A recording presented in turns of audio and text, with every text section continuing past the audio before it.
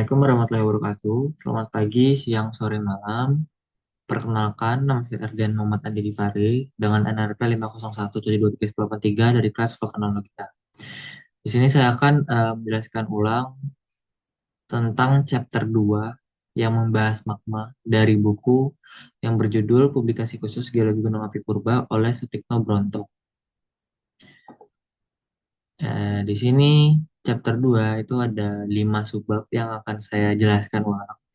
Yang pertama ada definisi magma, kemudian asal-usul magma, sifat fisik magma, sifat kimia magma, dan gunung api, tektonika, dan komposisi magma. Yang pertama, saya akan bahas dari definisi magma.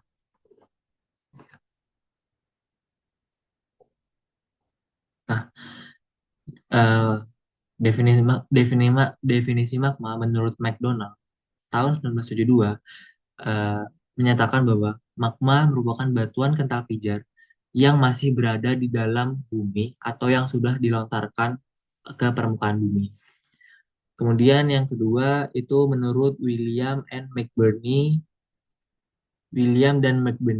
tahun 1979. Mereka menyatakan bahwa magma adalah suatu substansi alam yang seluruh atau sebagiannya berupa bahan kental pijar yang pada saat pendinginan akan membeku dan membentuk batuan beku yang tersusun oleh kristal ataupun gelasan. Kemudian menurut Alzuar 1988, magma adalah cairan atau larutan silikat yang terbentuk secara alami yang bersifat gampang bergerak atau mobile dan memiliki suhu di antara 900 sampai 1100 Celcius dan berasal dari kerak bumi bagian bawah hingga mantel bumi bagian atas. Eh, Hal ini dijelaskan dalam gambar berikut. Di sini, jadi magma itu bisa dari selubung atau mantel atas dari yang hijau sampai kerak bumi daerah sini. Nah, selanjutnya setelah definisi magma yaitu asal usul magma. Asal usul magma itu bisa berasal dari 5 kejadian. Yang pertama, disintegrasi unsur radioaktif. Jadi di bawah permukaan bumi itu tuh ada unsur-unsur radioaktif yang dimana itu tuh bakal disintegrasi atau pemisahan ya, apa ya istilahnya, peluruhan peluruhan unsur radioaktif. Nah, dari peluruhan itu tuh eh, panas menciptakan panas atau suhu tinggi di bawah permukaan itu. Jadi saat peluruhan di bawah permukaan itu suhunya juga meningkat buat peluruhannya itu sendiri, sehingga dari kejadian panas ini panasnya tuh tinggi menyebabkan partial melting di bawah permukaan, dan dari partial melting magma juga bisa terbentuk. Kemudian yang kedua ada partial melting akibat deformasi. Jadi mana ya? Deformasi itu kan perubahan bentuk batuan akibat tekanan dan gaya tektonik. Nah, dari kedua dari kedua kedua apa namanya? Dari kedua batuan itu tuh bisa bergesekan. Dari gesekan ini itu menghasilkan deformasi. Nah, pergesekan deformasi ini itu tuh eh, menghasilkan energi mekanik yang kemudian akan terkonversi yang kemudian yang kemudian akan terkonversi menjadi energi panas. Nah, ketika gesekannya itu semakin ekstrim, itu tuh suhu di bidangnya gesekannya itu akan makin naik sampai ratusan Celcius. Apalagi apalagi kalau yang bergesekan itu batuan metamorf yang udah terbentuk dari suhu dan tekanan ekstrim. Eh, maka maka panas tambahan ini dari suhu di bidang geser itu tuh akan melampaui titik leleh mineral dan sebagian batu tuh akan melebur ke magma. Jadi akan menghasilkan magma granitik atau magma asam karena batuan sumbernya itu batuan metamorf yang kaya akan silika. Itu partial melting akibat deformasi. Kemudian, lah belum diubah, maaf sebentar ya.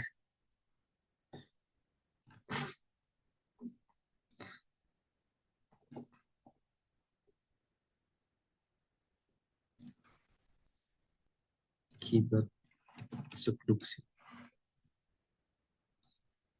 penambahan vol,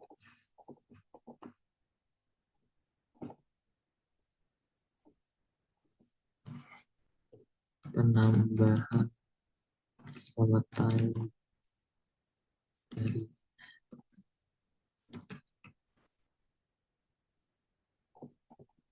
dari subduksi.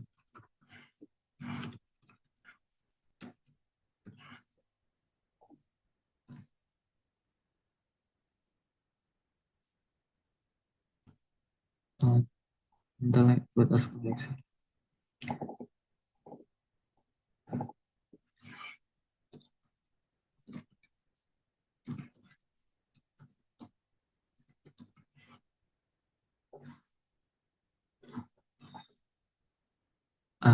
Baik, saya akan lanjutkan. Saya mohon maaf karena ada kekurangan di apa namanya peta konsepnya tadi. Saya lanjutkan ke akibat subduksi. Jadi saat subduksi itu tuh lempeng samudra yang densitasnya lebih lebih berat itu akan menunjam ke bawah. Sehingga saat terjadinya penunjaman ini itu tuh eh, balik lagi bahwa ada gaya gesekan akibat deformasi lagi sama ini tuh partial melt bukan subduksi itu bakal nembus dari kerak bumi menuju mantel karena ini kerak bumi, ini kerak samudra, ini kerak benua. Nah, kerak samudra ini tuh bakal bergerak ke bawah kerak benua yang dimana di bawah kerak benua itu pasti ada mantel kan. Nah, akibat subduksi ini jadi kerak samudra itu bergerak eh, ke bawah mantel atau ke dalam mantel sehingga suhu tuh meningkat dan tekanan juga meningkat. Akibat dari kejadian ini eh, bisa terjadi pelelehan sebagian batuan atau partial melting lagi seperti sebelum-sebelumnya. Dan dari hasil partial melting bisa terbentuk magma juga. Kemudian selanjutnya penambahan volatile hasil subduksi. Setelah subduksi terjadi,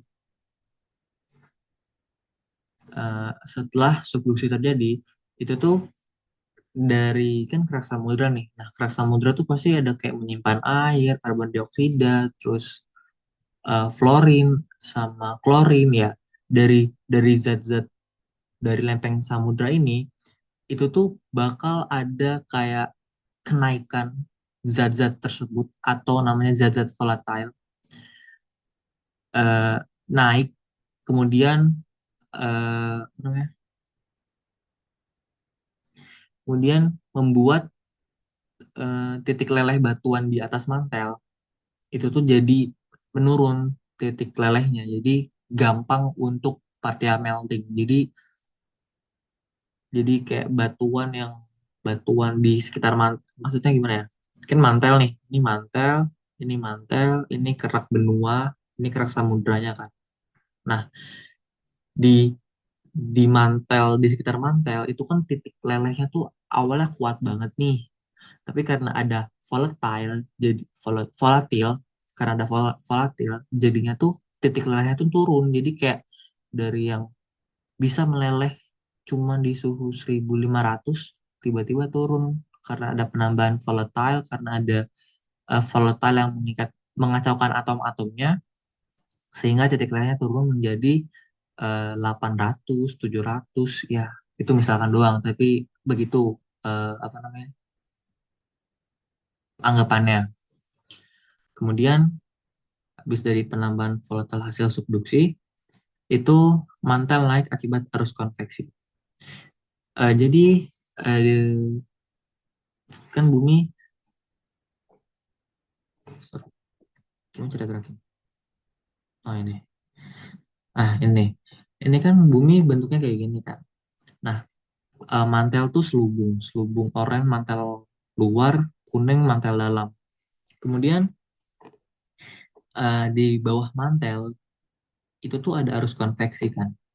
Nah, dari arus konveksi ini itu tuh menyebabkan suhu di mantelnya itu jadi panas. Nah, karena suhunya panas di daerah mantel, itu tuh batuannya jadi eh, ringan, jadi apa? Densitasnya menurun, menyebabkan batuan tuh naik semua dan eh,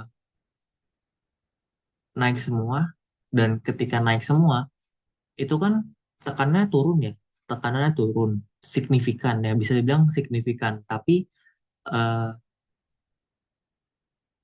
suhunya tuh masih tetap tinggi. Jadi anggapannya ketika suhunya tinggi, tekanannya tinggi, dia nggak ngapa-ngapain nih. Tapi ketika nggak seimbang, tekanannya turun tapi suhunya tetap tinggi, itu tuh bakal terjadi dekompresi melting, eh, yang menyebabkan partial melting lagi. Nah, eh, dari dari dekompresi eh dari dekompresi melting, gimana ya? Dekompresi melting itu kan nggak cuman sih bisa terjadi di mantel karena tekanannya turun tapi suhunya tetap tinggi kan. Nah, hasil dari dekompresi melting itu tuh hasilnya tuh lelehannya magma primer. Kenapa bisa? Karena batuan batuan yang meleleh itu batuan mantel yang komposisinya tuh peridotit. Peridotit itu tinggi Fe-nya sama tinggi magnesiumnya dan ya sifatnya basaltik. Basaltik tuh eh, gimana ya? Ledakannya efusif. Itu basaltik ya. Kemudian eh, selanjutnya dari asal-usul magma, saya akan membahas ke sifat fisik magma.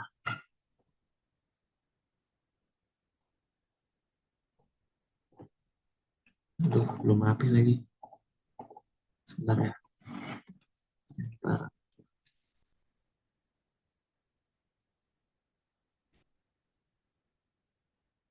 Oke. Kemudian sifat fisik magma. Ini tuh ada 4. Eh, ini membahas tentang apa aja sih yang menjadi ciri-ciri dari magma. Nah, ciri-ciri magma itu bisa dilihat dari 4 hal, yaitu temperatur, viskositas, densitas, sama volatilnya. Nah, untuk temperatur, untuk temperatur ini tuh magma biasanya ada di suhu sekitar 700 sampai 1300 tergantung komposisinya. Semisal Semisalnya basah, maka akan panas. Semisal asam, itu biasanya akan kurang panas. Nggak mungkin kurang panas sih. Ya, lebih rendah, paling rendah lah. Paling rendah di antara interval magma tadi, 700 sampai 1300. Kemudian ada viskositas. Itu tuh viskositas kadar kekentalan, kadar kekentalan itu tuh bergantung sama kandungan silikanya. Semakin semakin encer, semakin encer, maka magma bersifat basaltik. Yang dimana magma encer itu tuh biasanya ledakannya efusif. Dan semakin kental itu tuh magma bersifat riolitik, ya bersifat riolitik. Jadi eh, magma itu asam. Magma asam tuh biasanya ledakannya eksplosif. Kemudian selanjutnya ada densitas. Densitas tuh ya itu masa jenisnya magma biasanya beratnya di 2 graman. Terus eh,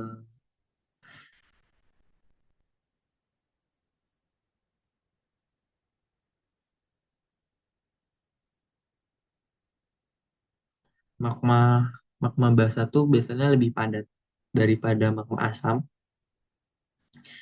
Kemudian selanjutnya ada volatil. Volatil tuh kayak air, H2O, terus CO2, karbon dioksida, terus sulfit dioksida, SO2, itu tuh bisa mempengaruhi gaya letusannya. Jadi makin tinggi tekanan gas yang terperangkap di magma, itu tuh makin eksplosif letusannya. Jadi anggapannya kayak gimana ya? Nggak usah deh, skip aja dulu, nanti aja. Kemudian selanjutnya ada sifat kimia magma. Sifat, sifat kimia magma ini tuh terbagi jadi 5 yang akan saya bahas. Ada bahan penyusun, ada unsur non-volatil, ada kandungan silika, ada kandungan alkali, sama hubungan kimia dan volatil. Yang pertama, ada bahan penyusun. Bahan penyusun itu tuh ada 3 komponen utama bahan eh, bahan magma. Nah, 3 komponen utama itu tuh ada bahan cair, ada bahan padat, sama ada bahan gas. Nah, bahan cair sama padat ini tuh disebutnya non volatil. Sedangkan eh, sedangkan bahan gas itu disebutnya volatil. Nah, biasanya non volatil atau yang cair dan padat itu tuh terdiri dari unsur logam dan metaloid yang berbentuk senyawa oksida. Jadi kayak misalnya FO, MgO, apalagi ya, FO, MgO, ya masih banyak lainnya lah.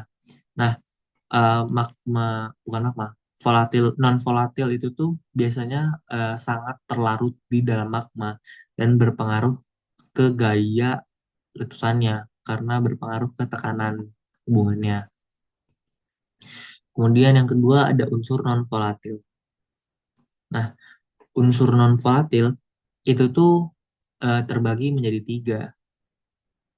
Ada unsur utama, ada unsur jejak atau trace, sama unsur rare atau jarang. Unsur utama ya unsur yang membentuk seluruh seluruh 99% magma dalam bentuk oksida. Terus unsur jejak itu tuh sangat sedikit. Itu kayak 0,90%-nya massa magma, sama unsur rare. Itu tuh sisanya aja, kayak sisa dari 100%-nya berapa tadi, 0,2% gitu. Nah, unsur yang jejak trace itu tuh biasanya kayak nikel atau strontium atau barium.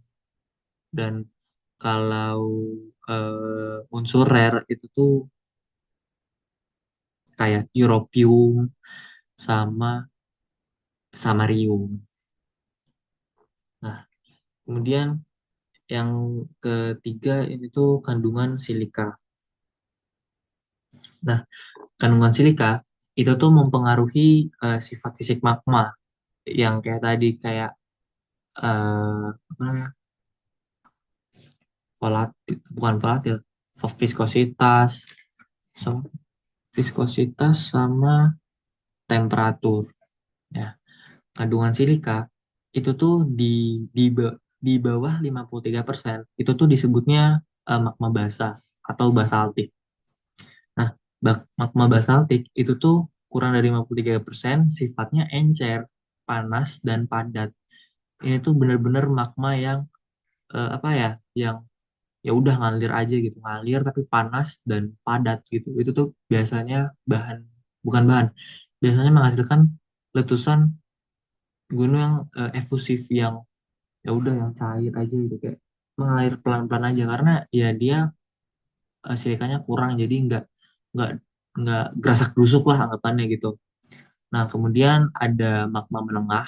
Magma menengah tuh biasanya disebut magma andesitik atau andesit. Nah, itu tuh kadar silikanya 53 sampai 63%. Ya, sifatnya naik dikit lah dari magma basa tadi. Kayak encer nggak terlalu encer, terus panas nggak terlalu panas, nggak sih panas tapi eh, nggak sepanas basa, terus padat tapi nggak sepadat basa gitu. Kemudian selanjutnya ada magma asam menengah. Nah, magma asam menengah itu tuh kadar silikanya di atas 63% dan di bawah 68%. Ribet banget ya. Sorry, kadar silikanya tuh di antara 63 sampai 68%.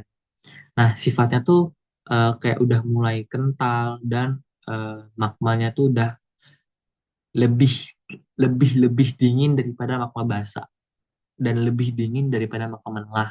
Tuh. Nah, magma asam menengah ini tuh disebutnya magma dasit atau biasa juga disebut dasitik, dasilitik, dasitik, dasitik kayaknya, dasitiknya. Kemudian yang terakhir ini tuh magma asam. Ini tuh magma yang kadar silikanya 68% ke atas. Nah, magma asam ini tuh sifatnya dingin, kental, sama ringan. Nah, ini tuh eh, yang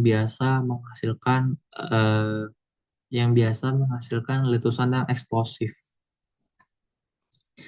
Karena eh, setahu saya tuh dia bisa eh, me- memperangkap volatil. Jadi kayak dia gerasak gerusuk lah kalau meledak, brang brang brang gitu. Nah, magma asam tuh biasanya bukan biasa magma asam tuh disebutnya magma riolitik atau riolit. Oke, habis kandungan silika, kemudian kandungan alkali. Oke, alkali itu sebenarnya unsur gabungan, gabungan ya, kombinasi lah, gampang. Unsur kombinasi antara natrium atau Na dengan kalium atau K beserta. Jadi unsur Na sama K tuh digabung dengan senyawa oksida kayak Na2O sama K2O.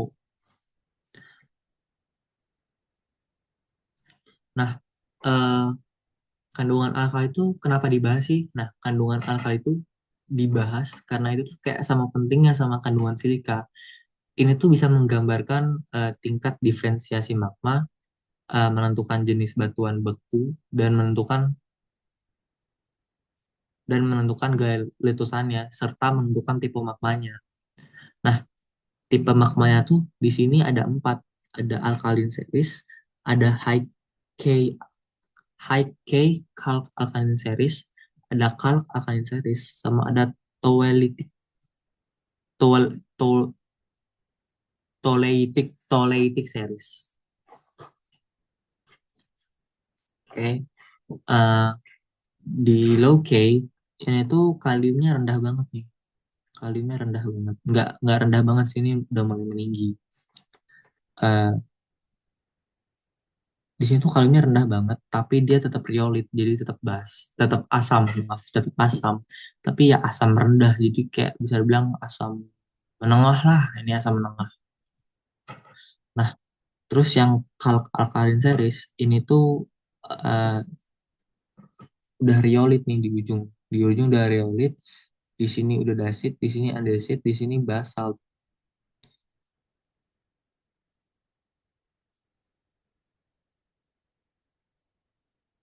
Eh, gimana bacanya ya?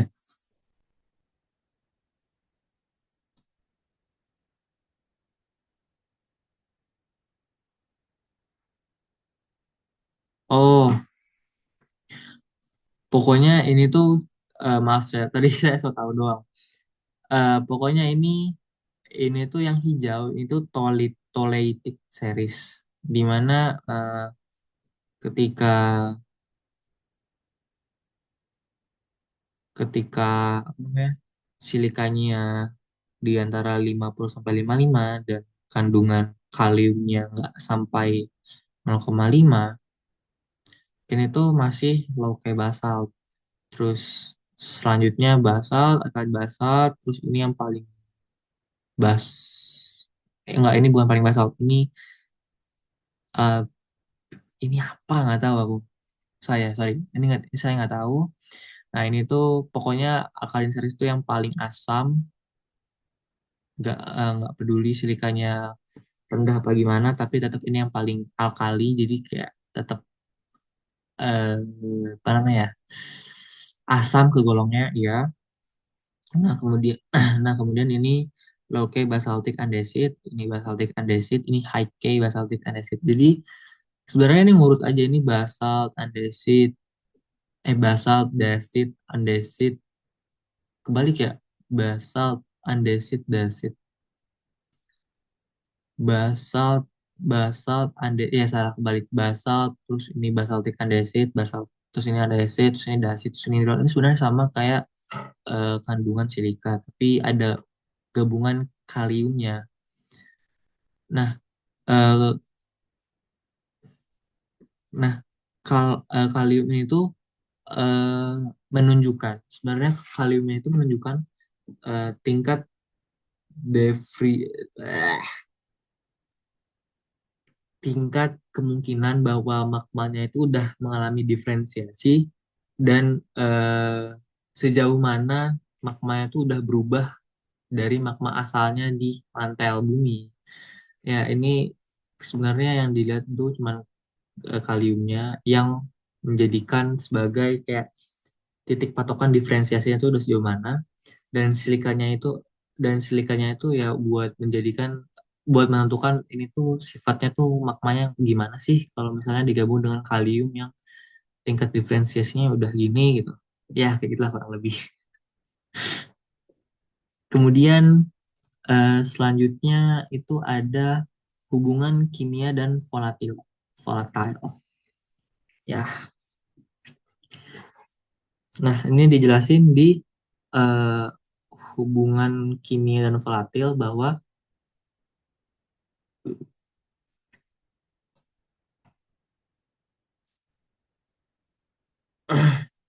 dijelasin bahwa semakin asam dan kaya akan alkali, itu juga biasanya semakin kaya akan volatil. Ini maksudnya kayak eh, semakin, ya kan kalau asam tuh berarti eksplosif nih. Bukan eksplosif juga, apa ya namanya? Silikanya tinggi nih. Nah, silika tuh bisa menangkap volatil-volatil. Nah, karena karena sifatnya udah asam dan udah kaya akan alkali, alkali itu udah tingkat diferensiasinya tuh udah eh, kalau high alkali tuh berarti kan udah sering terdiferensiasikan. Nah, berarti ya mereka gabungan ini tuh bakal kayak wah jago banget lah nangkep volatil-volatilnya gitu. Yang kemudian bakal melarutkan volatilnya ini ke dalam magma, dan saat dan kemudian setelah itu, saat magmanya naik, kan kekumpul nih jadi volatil di magma, magmanya naik. Nah, itu tuh tekanannya turun, volatilnya lepas sebagai gas. Nah, gasnya ini yang jadi wah tekanannya dar derur lah, gede banget. Dan hal ini tuh menyebabkan letusan eksplosif, dan ya volatil juga eh, bisa menurunkan titik leleh batuan yang seperti seperti yang udah dijelaskan tadi di zona subduksi gitu.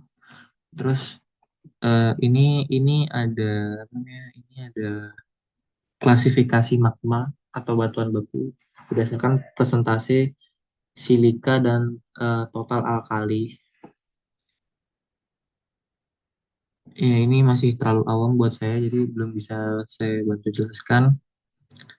Kemudian dari sifat kimia magma, eh, selanjutnya ke bagian terakhir, yaitu gunung api, tektonika, dan komposisi magma. Saya akan bahas dasar pembentukannya dulu. Di sini dasar pembentukan, di mana eh,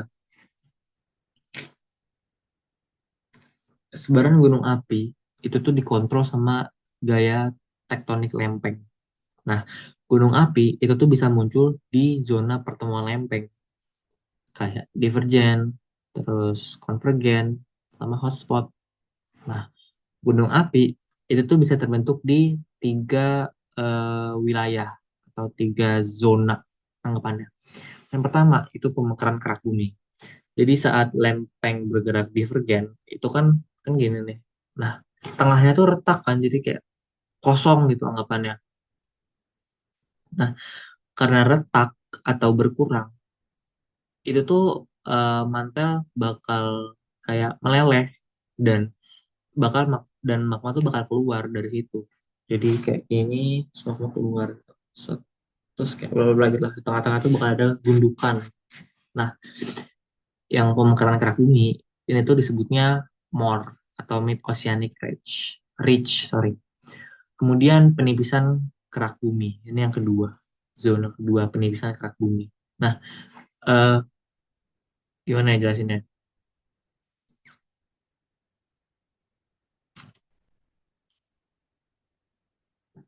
Jadi arus konveksi di bawah mantel. Ini mantel, ini arus konveksi nih.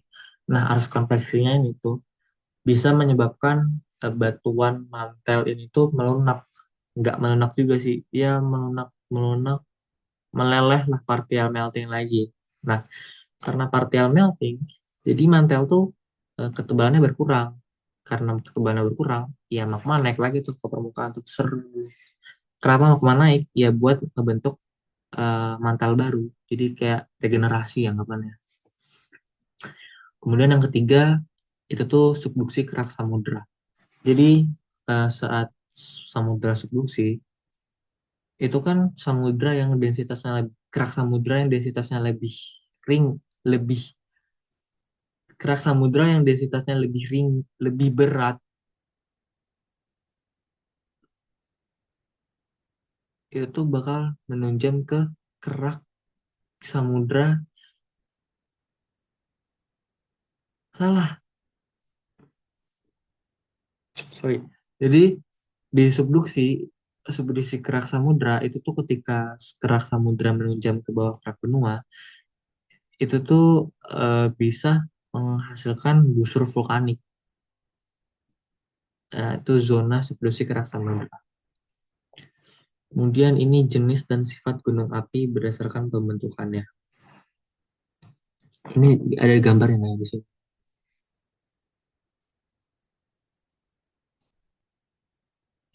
Ini more, ini more. Terus ini hotspot, hotspot, ini hotspot sama subduksi ini subduksi, ini ini arus konveksi. Oh, ini apa ini ya? Kayaknya dua ini nih. Ini arus konveksi nih. Nah, ini ngebahas tadi. Nah, ini busur magma. Nah, dari kerak samudra tadi. Nah, terus ini zona subduksi biasa aja. Ya, begitu zona subduksi. Nah, kemudian jenis dan sifat gunung api berdasarkan pembentukannya. Jadi di sini saya bakal ngebahas 5 bagian, bukan lima sih, 5 jenisnya. Yang pertama itu ada gunung api di zona MOR. Jadi tadi magma naik karena dekompresi, ya karena dekompresi melting, jadi eh, suhunya tetap tinggi tapi tekanannya turun, dan karena itu densitas batuannya lebih ringan, jadinya batuan naik, dan saat batuan naik itu partial melting terjadi, dan karena itu eh, magma yang terbentuk di gunung api MOR itu magmanya basaltik, terus kaliumnya rendah, jadinya afinitasnya teoletik, dan hal ini biasanya disebut ocean floor basalt. Kemudian yang kedua itu tuh gunung api di pemekaran di kerak benua. Nah, itu tuh magma naik ke permukaan. Jadi magma naik dari kerak yang menipis dan retak gitu tuh. Seret, seret, ya gitu. Nah, ini tuh sifat magmanya tuh kayak alkali karena ini tuh berasal dari mantel yang lebih dalam dan ya diferensiasinya kuat gitu. Kenapa bisa? Karena terjadi di kerak benua, bukan di kerak samudra. Tuh. Kemudian eh, yang ketiga itu tuh ada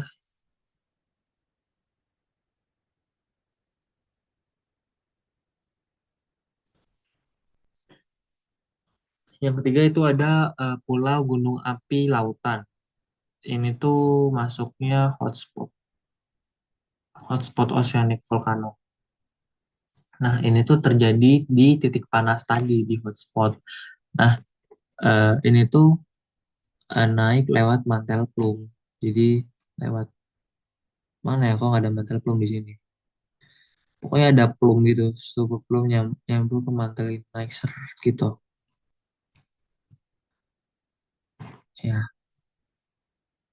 nah eh, dari situ magma naik dari mantel plume dan sifat magmanya ya basalt karena terjadi di oceanic dan sifatnya tuh ya basalt kadang bisa andesit, bisa dasit, ya tergantung lah. Terus afinitasnya itu tuh toleitik sampai alkalin, alkalin yang nggak terlalu high. Kemudian yang keempat itu tuh busur gunung api di tepi benua. Nah, ini tuh terjadi di zona subduksi, ya ini tuh balik lagi zona subduksi, seret, seret, seret. Terus partial meltingnya tuh menghasilkan magma. Nah, magmanya ini tuh bersifat andesit dengan alkalinitasnya tuh kalk alkalinnya itu agak lebih tinggi dari eh, dari apa ya? Agak lebih tinggi dari toleitik ya.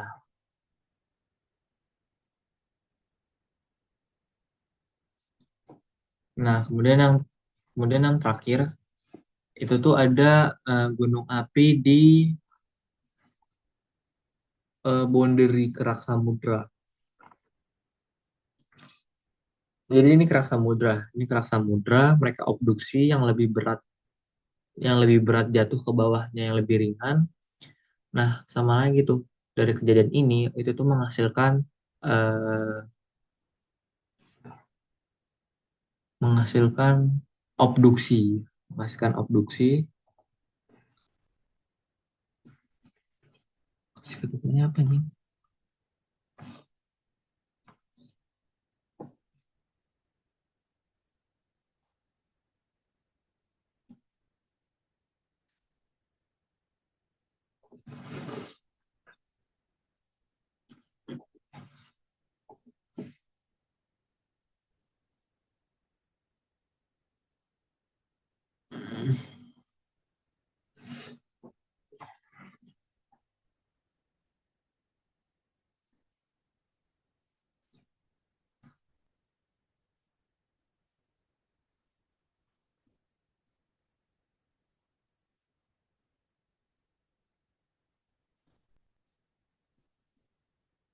Bersifat andesit.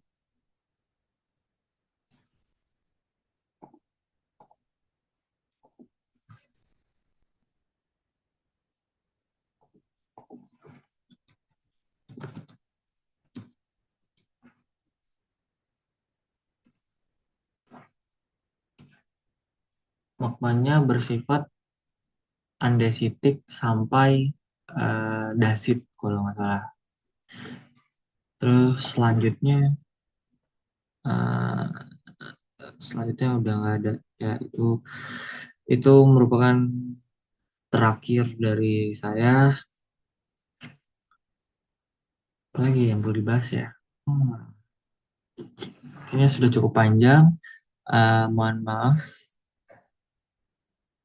Mohon maaf bila saya ada kesalahan. Saya cukupkan. Assalamualaikum warahmatullahi wabarakatuh.